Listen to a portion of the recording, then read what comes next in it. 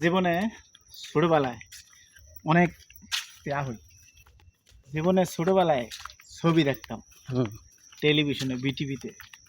ছবিগুলাতে ইলিয়াস কাঞ্চন, রুবেল, মান্না, তারপরে আরো বিভিন্ন নায়ক আছে যারা তার নায়িকারে ধরে নিয়ে গেত গা একটা বনের মধ্যে গাড়ি দিয়ে, নায়ক পিছনে মোটর সাইকেল দিয়ে, এরকম রাস্তায় এরকম শালবন শাল গজারি গাছ এগুলার পিছনে ওরা সামনে নায়িকারে ধরে নিয়ে যাইতো।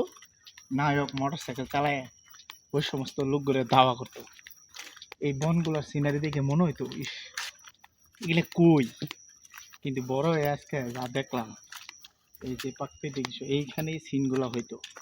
এরকম মনোরম পরিবেশে এরকম সুন্দর সুন্দর গাছ গাছগাছালি সব কিছুই এখানে অনেক সুন্দর।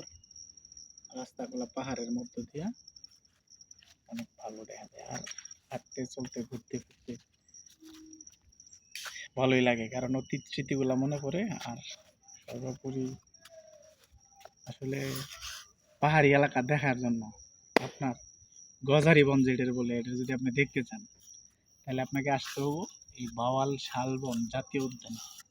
এখানে অসংখ্য হাজার হাজার না লক্ষ লক্ষ এরকম গজারি গাছ আছে, বুঝছেন?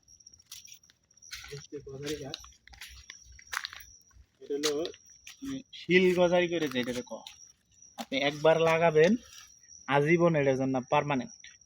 এরকম হাজার হাজার লক্ষ লক্ষ গাছ পুরাটা এরিয়া জুড়ে। এটার আয়তন সঠিক কতটা আমি জানি না, তবে আপনি ঘুরতে 5-7 ঘন্টা লাগবে যদি আইটটা ঘুরে নামেন। আমরা শেষ করতে পারলাম না, এই পর্যন্তই।